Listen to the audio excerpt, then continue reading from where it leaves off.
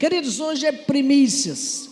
Nós já há muitos anos celebramos essa festa. E eu quero começar com o título: Deus remove sentenças. Diga isso. Deus remove sentenças. Abra em Esther, capítulo 3. Nós vamos ler do versículo 12 a 15.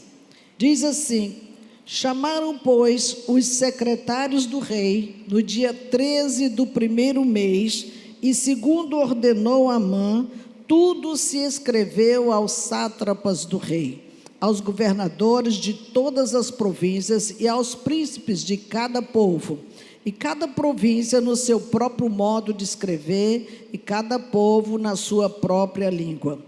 Em nome do rei se escreveu, e com o anel do rei se selou. Enviaram as cartas por intermédio dos correios a todas as províncias do rei, para que se destruíssem, matassem e aniquilassem de vez a todos os judeus, moços e velhos, crianças e mulheres, em um só dia. Diga misericórdia. No dia 13 do 10º mês, que é o mês de Adar, e que lhe saqueassem os bens. Tais cartas encerravam o traslado do decreto para que se proclamasse a lei em cada província. Esse traslado foi enviado a todos os povos para que se preparassem para aquele dia. Os correios, pois, impelidos pela ordem do rei, partiram incontinenti, e a lei se proclamou na cidade de Suzã.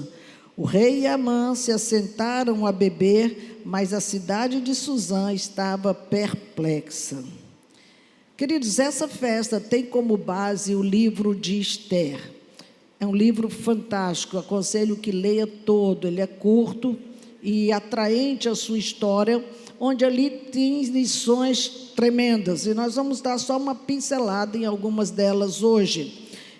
Esse decreto que foi editado para exterminar o povo de Israel. Que decreto era esse? Israel, irmãos, desde a sua criação, foi um povo hostilizado. Desde a sua criação, eles queriam destruir Israel e não permitir que essa nação exista, e essa perseguição sobre Israel vinga até hoje, quando querem exterminar Israel, que jamais vão conseguir. Agora, de repente, a vida desse povo vira geral. Os irmãos sabem que Israel foi levado cativo para a Babilônia. E quando eles ficaram lá durante muitos anos, 70 anos de cativeiro, eles tiveram uma certa abertura, porque quem foram não foram um Zé Ninguém, foram pessoas sábias, entendidas, pessoas que tinham sabedoria, pessoas que sabiam negociar, tanto que nós temos aí Daniel como uma grande referência, que ficou em vários governos ali e pôde estar naquela posição. Mas a vida dessas pessoas que já eram prósperas, tinham seus negócios, já vendiam e compravam, já tinham suas próprias lojas, de repente viu o chão sair debaixo dos seus pés. Eles foram surpreendidos com um decreto que chegou da parte do rei, para que todos fossem mortos num só dia. Esther, apesar de ter sido levada à condição de rainha, ela era uma pessoa inexpressiva dentro do reinado do seu rei, do seu marido. Por quê, irmãos? Porque ela nunca revelou a sua identidade, e exatamente por isso, porque ela tinha pouco acesso ao rei. O rei tinha um harém e ela pouco era chamada para estar com ele, E dentro desse processo todo, ela não tinha direitos, ela só tinha obrigações, como no Oriente tratam as mulheres ali. E por conta disso, o melhor que ela tinha era não revelar a sua origem, dizer: eu sou judia. Isso não foi dito para o rei em nenhum momento. Ele escolheu pela aparência, Ela é realmente uma mulher muito bonita, mas a beleza dela se sobressaiu pelo que ela era. E ela foi aquela que mais apresentou-se, tanto para a comissão que estava preparando as mulheres para casarem com o rei, para substituir a rainha que foi deposta. Ela tinha um know-how melhor, ela tinha postura, ela tinha sabedoria, ela tinha tudo aquilo que o rei queria que ela tivesse. Então, isso aconteceu, irmãos, antes do decreto dela ter sido colocada como rainha. E observe que a ousadia de expressar a nossa identidade como filhos de Deus, às vezes passa por um pouco de prudência, porque a nossa responsabilidade de representar o reino nessa terra é muito grande, e nós não podemos envergonhar o nome do Senhor. Ao invés de estar aí por aí com a Bíblia na mão, tenha a Bíblia na vida, na forma de se expressar, na forma de se comportar, na forma de falar, na forma de estar com as pessoas. Isso fala muito mais do que a boca. A boca às vezes fala muitas coisas, mas a vida não diz nada, completamente contrário ao discurso. Então, aquilo que aquela mulher expressou no palácio chamou muita atenção, e por isso ela chegou naquele lugar. Agora, aqui, o que eu quero chamar a atenção é que esse decreto estava valendo. E esse decreto, todo decreto de um rei, ele não podia ser revogado de nenhuma forma. Aquilo que ele selava com seu anel, não podia revogar, ainda que ele quisesse. Ele podia editar um novo decreto, mas ele não podia revogar. E a cidade de Suzã estava perplexa com aquilo tudo. O verso 2 diz que todos os servos do rei, que estavam à porta do rei, eles tinham um hábito. Qual era o hábito? Olha isso aqui. Eles se inclinavam e se prostravam perante Amã, porque assim tinha ordenado o rei a respeito dele. Amã era o segundo homem, era o vice-rei que não existia, mas era o segundo homem que comandava ali a monarquia da cidade onde Ester estava. E este homem, ele era muito orgulhoso e muito vaidoso. O rei tinha determinado que todas as pessoas que passassem por ele tinham que se inclinar até o chão mesmo, numa atitude de reverência à autoridade de Amã. Só que o povo judeu não se dobra diante de ninguém. A única pessoa que ele se dobra é diante de Deus. Isso até hoje pode pôr na cadeia, meter a faca, matar. Eles não se dobram diante de ninguém. E Mordecai, que era tio de Ester, foi quem a criou. Ele sempre estava ali, porque ele também foi levado para trabalhar no palácio, pela sua competência também, como Daniel. E Amã precisava passar às vezes por ele, mas em nenhum momento ele se inclinava e nem se prostrava. Está aí no verso 2. Ele não fazia isso.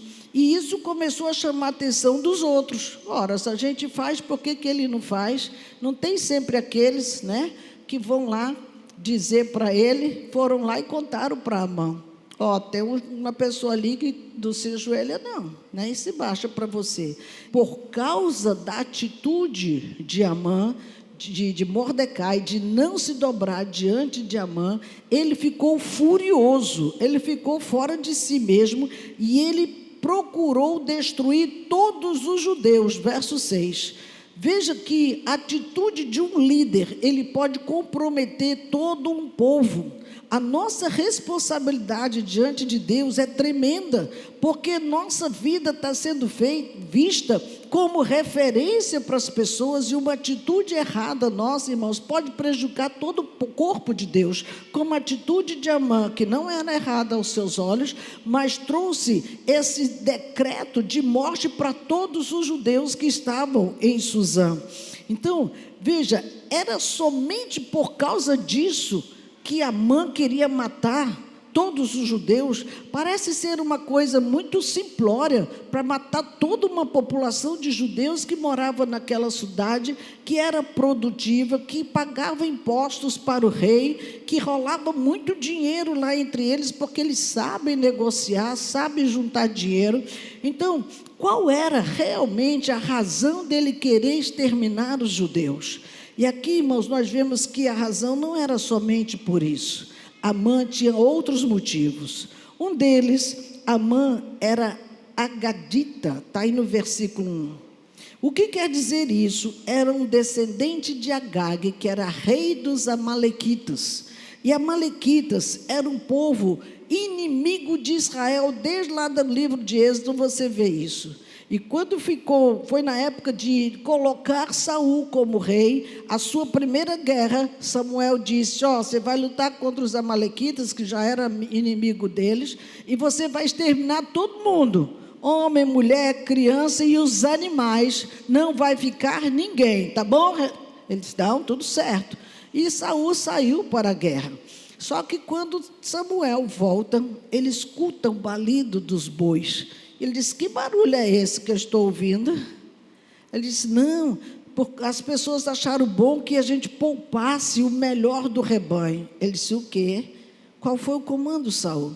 Por causa disso, Deus se retirou de Saul, porque ele não obedeceu o comando de Deus. E ele poupou o rebanho dos amalequitas e o rei Agag, que depois Samuel vai até lá e o próprio Samuel mata o rei, porque era um comando de Deus que matasse esse pessoal, para que eles não mais fossem tropeço na vida de Israel. Êxodo capítulo 17, versículo 16, ele disse, porquanto o Senhor jurou, haverá guerra do Senhor contra Amaleque de geração em geração. Passaram-se várias gerações e Israel agora estava em guerra outra vez com Amaleque, a figura de Amã, que era descendente dos amalequitas. Veja, irmãos, que Amã não estava com o foco em Mordecai, já era uma coisa antiga, briga de família, né? Lá atrás ele queria defender os seus ancestrais que tinham sido mortos nas guerras anteriores. O segundo motivo, no reino persa, capítulo 3, no versículo 1, ele mostra que ele adorava poder, autoridade, estar por cima, saber de tudo e querer que as pessoas estejam sempre fazendo reverência a ele, sempre colocando ele num pedestal. E isso mostrava, irmãos, o quanto ele era orgulhoso, soberbo, arrogante.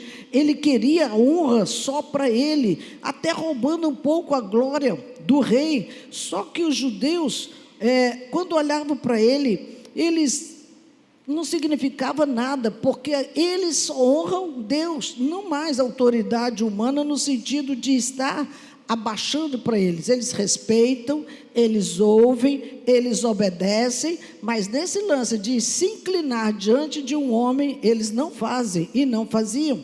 E aí Amã, ele percebeu que a única forma dele satisfazer seus anseios egoístas era que matasse esse povo de uma vez por todas, ele não ia ter mais problemas, iam sair todo mundo de uma vez. Ele escolheu um dia para que isso acontecesse, e a sua autoridade fosse fortalecida por conta disso, porque é assim que eles fazem, né? Os ditadores, eles impõem a autoridade, e Amã queria impor a sua autoridade ali.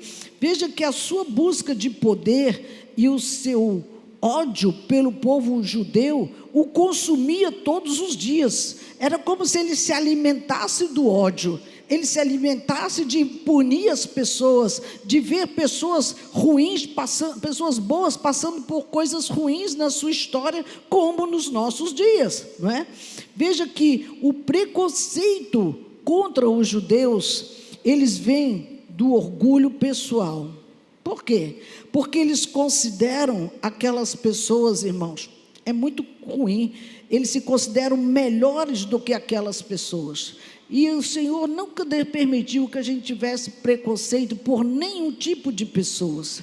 Todas as pessoas precisam chegar ao conhecimento da verdade que é Jesus. Esse orgulho pessoal discrimina pessoas, afasta as pessoas, e elas acabam não querendo saber do nosso Deus. Deus, ele julga aqueles que são preconceituosos, sim. Por quê, irmãos? Porque o orgulho nos leva a desprezar pessoas, a menosprezar pessoas. Então, tem muitos crentes que são extremamente orgulhosos, que ao invés de trazer pessoas para Jesus, estão afastando com a sua vaidade e achar que eu estou salvo e você vai para o inferno. Oi? Vamos então trazê-los para o mesmo céu. Por que lançá-los na cova dos leões, vamos dizer assim, né? A condenação e julgamentos. Precisamos mostrar o contraponto para que o Espírito de Deus os convença do seu pecado. Amã, ele lançou sortes para saber como ele faria, que dia ele faria essa execução. Até hoje, em Israel, quando celebra essa festa, eles celebram com muitas brincadeiras, com muitas máscaras, como se fosse carnaval, mas não com a promiscuidade daqui, mas as máscaras mostrando a falsidade daquele homem em fazer a maldade com as pessoas. E quando ele lançou sortes, o dia foi estabelecido, a festa vai ser nesta data. E essa data, de quando ele determinou até a execução de fato, era mais ou menos 1 ano ainda pela frente. Era um plano diabólico, irmãos, que foi tomando força, e não segundo a vontade de Deus, mas segundo a vontade dele. Só que sem ele querer, Deus estava ganhando tempo nessa história, porque era o tempo em que Esther estava sendo mobilizada dentro do palácio para que ela tivesse alguma ingerência diante do rei para mudar aquela sentença. Veja, às vezes nós não estamos vendo nada, como o povo de Suzã não estava vendo coisa alguma. Para eles o dia da sua morte era aquele que Amã decretou e todos iam morrer. A angústia, a tristeza, o abalo emocional em que aquele povo viveu, porque todo mundo que sabe que naquele dia é a sua morte, queira ou não, sabendo ou não para onde vai, é um desespero, há uma angústia, há um temor dentro do seu coração. Enquanto isso, nesse período de quase 1 ano, Mordecai estava lá no palácio, ele soube disso e chegou até lá para informar para Esther. Esther, a rainha, ela foi soubido através de um eunuco: olha, Mordecai está com pano de saco e cinza na porta do palácio, tu sabe que não pode ficar assim. Aí ela pegou roupas e disse: vai lá, manda ele trocar roupa, ele não pode ficar ali. E ele não quis se trocar, ele realmente permaneceu, e ela mandou: vai lá saber qual é o motivo dele estar assim. E ele mandou o recado para que ela fosse até ele. Ela falou com Mordecai e ele disse: você precisa falar com o rei, que eu tenho certeza que o rei não sabe de nada disso. E ela disse: eu não posso me apresentar ao rei sem ser chamada. Olha isso, irmãos, eu não posso me apresentar ao rei sem ser chamada, e já fazem mais de 30 dias que ele não me chama para estar com ele. E ele disse: mas você precisa falar com ele. E ele disse para ela algo extraordinário: quem sabe não foi por essa ocasião que você foi colocada ali. E ela disse: ok, então mande que o povo jejue por 3 dias e 3 noites, e eu vou fazer isso junto com as minhas servas, e nós vamos conversar com o rei. Amã, irmãos, quando ele foi falar com o rei, no versículo 9 desse capítulo, ele estava dizendo para o rei que ele traria uma grande soma de dinheiro. Isso por quê? Porque ele era ganancioso, ele queria comprar os olhos do rei com o dinheiro do despojo, já que iam morrer, ia sobrar todo o recurso daquilo que eles ganham nos negócios que eles faziam. A ganância de Amã não tinha preço. Enquanto isso, Esther, suas servas, Mordecai e todo o povo de Suzã já tinha sido convocado para esse jejum de 3 dias e 3 noites. Então, o verso 10 diz que o rei tirou da sua mão o anel e delegou a Amã esse decreto. Eu não estou voltando por acaso, ok? Porque o decreto que precisava, quando era escrito, ele precisava ser selado com o anel do rei. Esse anel, irmãos, era como autenticação. Realmente essa voz saiu do rei, é ele que determinou. Mas no fundo o rei nem sabia que povo era esse, nem se interessou em saber que povo era esse que estava sendo colocado para morrer, porque a conversa de Amã era um povo que não obedecia, era um povo que tinha leis diferentes da dele, era um povo que servia do jeito que eles queriam e viviam do seu jeito, como se existisse um governo independente, e não era nada disso. O povo judeu sempre foi submisso às autoridades que eles estavam inseridos, mas na sua fé ninguém podia se meter. Aonde que nós precisamos entender sobre os decretos removidos? Agora, fazendo uma pausa nessa fala, os decretos que nós recebemos muitas vezes, irmãos, para nossas vidas, desde a nossa infância, desde a nossa juventude, se transformaram também em decretos de morte. Quantas pessoas estão vivendo momentos difíceis na sua história, porque uma palavra foi liberada lá atrás: você não vale nada, você não vai prestar para nada, você vai ser uma prostituta, você vai ser um noiado, você vai ser um vagabundo. Essas palavras são muito fortes e, por mais que você não perceba, são palavras de maldição que está se transformando em decretos na vida de quem você está liberando. A nossa palavra, igreja, tem poder, nunca esqueça disso. O poder que você tem quando você libera algo, principalmente por alguém que está debaixo da sua autoridade, como filhos, por exemplo. Queremos casas prósperas, casas felizes. Eu quero, estou orando para que a igreja seja de famílias libertas. Mas as famílias, para serem libertas, os chefes de casa precisam ser. Quem são os chefes? Papai e mamãe. Precisam ser libertos para libertar outro. Ninguém liberta se estiver preso, está acorrentando ainda mais a sua casa. Embora haja um decreto, haja um dia determinado da morte, ei, deixa eu lhe falar, Deus está trabalhando. Você nem sabe, mas tem alguém orando, jejuando pela sua casa, para que remova essas sentenças de morte sobre a sua família. Por isso que os decretos que foram liberados estão vingando, sim, mas Deus quer interromper esses decretos. Deus quer emitir um novo decreto na sua direção. E é fantástico você entender isso, irmãos, porque Ele preparou a forma de fazer essas coisas acontecerem. Como foi feito então? O que aconteceu depois disso tudo? Veremos no segundo culto, hoje às 18 horas.